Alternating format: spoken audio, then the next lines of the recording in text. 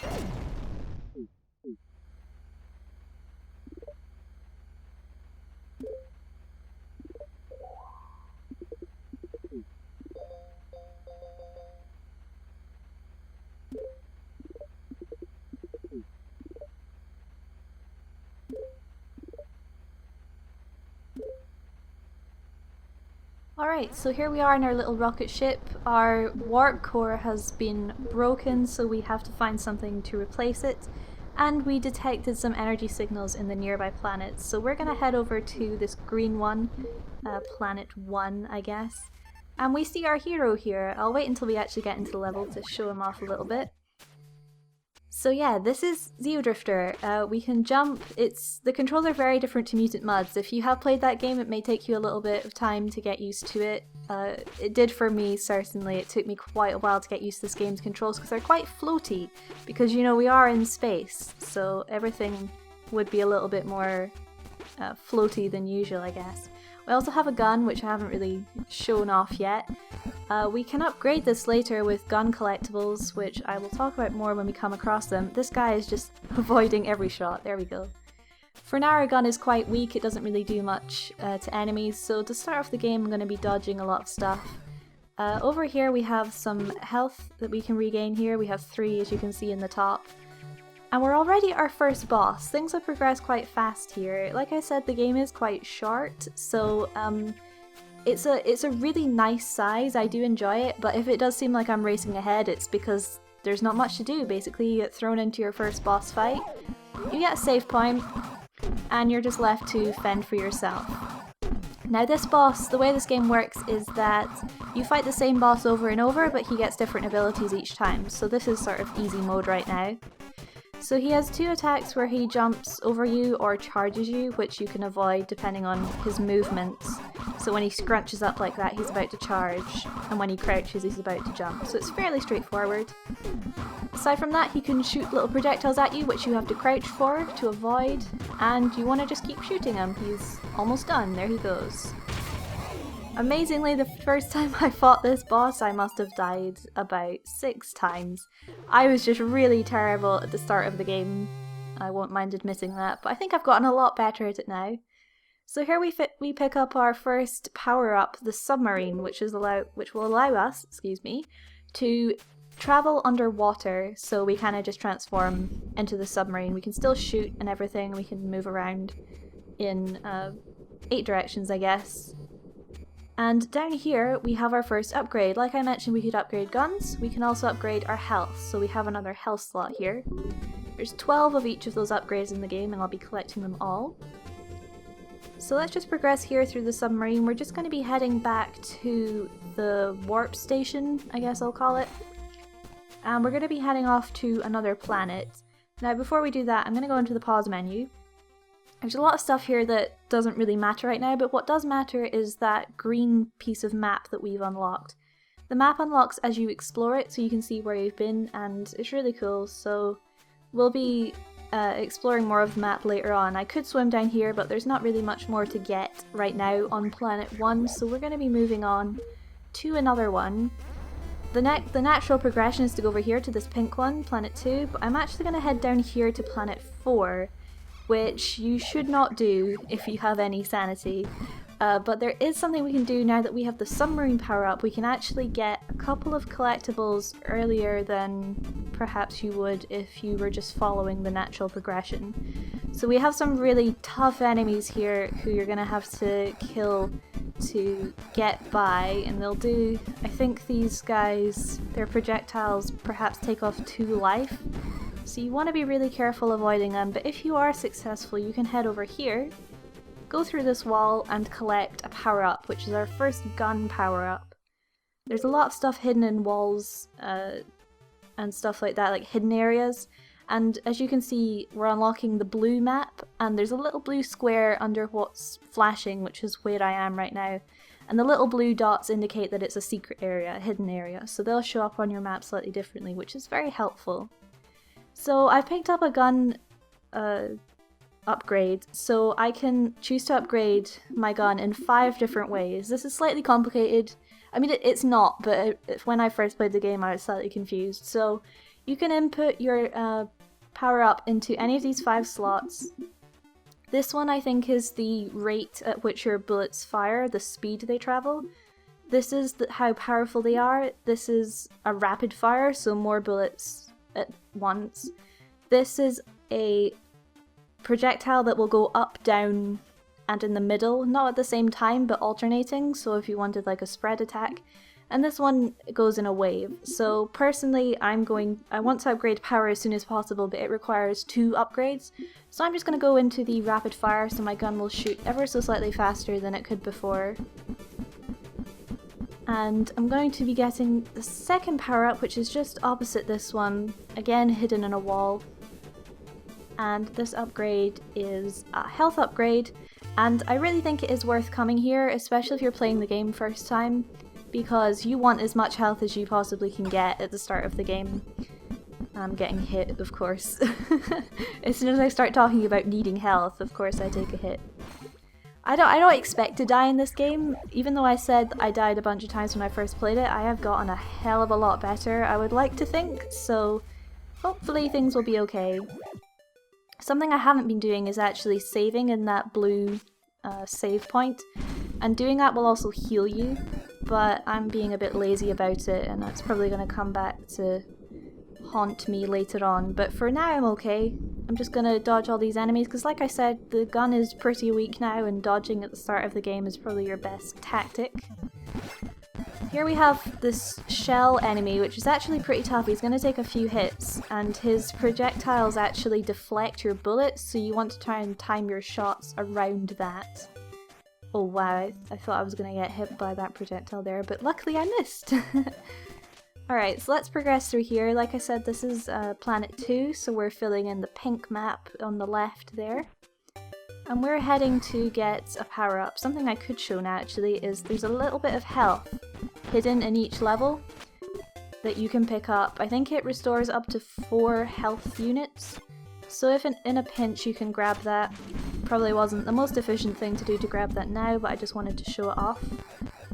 I'll show you where the one in Planet 1 is when we head back there, because we'll be heading back there next to do some more stuff after we've gotten another power-up from the next boss here. So let's just swim past these guys. I like to call this place the primary crossing, because it's kind of like the primary colours. I'm actually going to take a detour. We want to head down the blue path, but I'm going to go up the yellow just to pick up another hidden health unit, because I think it's helpful. So it's right through this wall here. And there you go, health with legs. Alright, one thing I should mention is that when you press down with this guy, he does the splits, and I just think that's absolutely hilarious. Alright, so let's just backtrack down here. We'll head down the blue path, like I said, and hopefully avoid as much damage as possible. That would be really nice. I would say that Planet 2 is probably my least favourite, simply because there's a lot of... There's quite a lot of underwater sections, which doesn't bother me too much, but it seems more maze-like than the others. Like, I would find myself getting lost here. And there is one point in the game where you have to backtrack here, and it's the worst backtracking in the entire game, so I'm not a huge fan of that portion, but for now it's pretty simple. We're just exploring here for the first time, we're heading towards the first boss, but it is taking considerably longer to get there than the first planet, so things are already ramping up in terms of difficulty. While we're just making our way there, I will say... oh, I fell. I will say, something I really like about this game is its atmosphere. I've been trying to think of the right words to describe it, and I think lonely is a good word, and calming, oddly.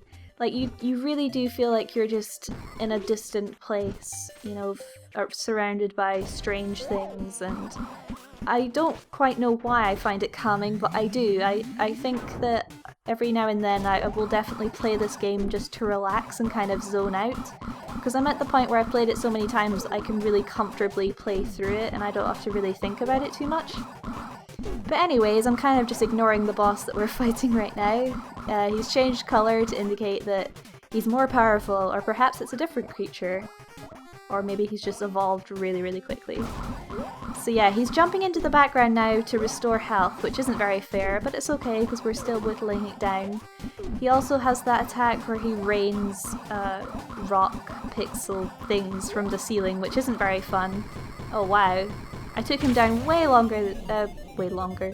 quicker than I expected. It normally does take a lot longer for that guy, but I guess I lucked out. So, next power-up. Plane shift. If you've played Mutant Mudds, this will be quite familiar to you because it literally involves going into the background, which I just think is such a fun mechanic, and this is why I'm slightly jealous of everyone who can play it on the 3DS because I bet it looks amazing. But it still looks really good here. And wow, I avoided all those enemies. Great. This wall here we can't break through, this is something for later. So we're just gonna head back, now going into the background in order to progress. This section can be a little tricky because those guys aren't always in time with each other. So yeah, we're doing quite well, I think. We haven't died at all yet. Like I said, I don't think I will be dying, but you never know.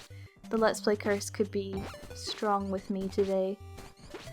So if we just head up here, dodging all of these guys, we can get another gun power up, which is really exciting because that means that we have 2 now, so I can remove a point from here and put it into the more powerful shot.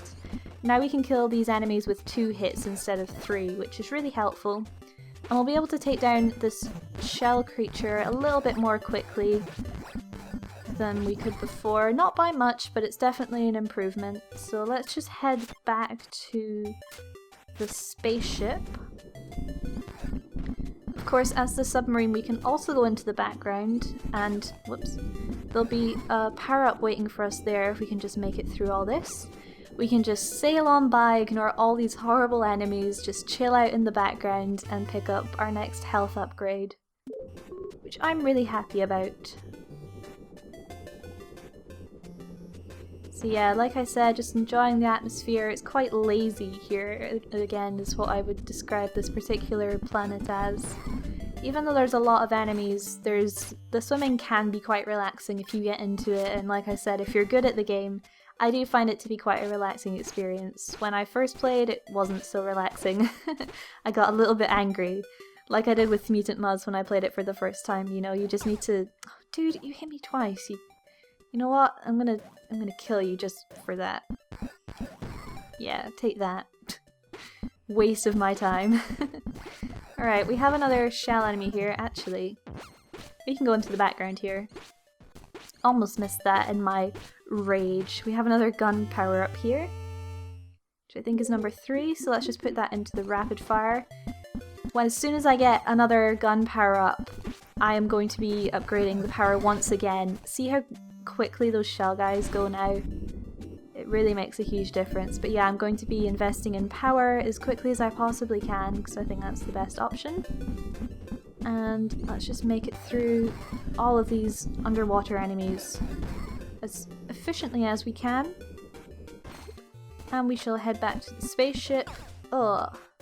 It's fine, I can heal. I probably should heal at some point. We'll travel back to Planet 1 because that's where we're heading next. And I might just... There we go, save. I might just make it to the next boss before we end off here. Jump into the background, easy health, so I didn't need to heal at all because that would have refilled me, but oh well, never mind. Alright, so let's just head back up here. We're actually backtracking to where the first boss was, because there's a secret area that we can now progress through because we can jump into the background. I think it's so clever how these, you know, another health canister, wow. I think it's so clever how these Metroid-y type games are just designed, because it's all about feeling satisfied, I think, is the main component of these kind of games, is, you know, going somewhere for the first time, encountering an obstacle, you know, getting a power-up at that point, and then being able to go back to that area and progress more. Like, it's just such a satisfying feeling. And as someone who's never really played Metroid, I definitely want to try, especially after playing Xeodrifter and hearing, you know, all the good words about it and people saying, you know, it's like this mini Metroid adventure and stuff. It's got me wanting to play the series. Because I've just never really... It's not that I don't want to, it's just I've never really had the chance, so it may be something that I look into pretty soon in terms of what games I'll be playing in my own time. So anyway, I don't want this to run on too long, but at the same time I do want to make progress. I'll show you where this extra health is for Planet 1. And we'll just make our way over to the boss, and I will end the video off because we've already shown 2 of the 6 main bosses as well as the final boss after that, so there's technically 7, but that's okay. I said it was only going to be 3 videos and that's what it's going to be, so we're almost there. Sneaky enemy placement there. We have this guy who's a real pain. He's going to drop projectiles which will shoot off at various different angles, which is really annoying. So you could put all your gun points into the wave gun so you can reach high enough to kill him, but I prefer just to scoot right on past because it's a lot quicker that way. So yeah, we're climbing up here. Get out of my way, please. I'm trying to make good time here. Alright, and here we are at the boss door in the background. We're at full health. So next time on Xeodrifter we shall fight the 3rd boss and get another power-up. I really hope you enjoyed watching this video. Leave me a comment, tell me if you like the game. You should definitely go buy it if you like what you see. And otherwise, thank you very much for watching, and I shall see you next video.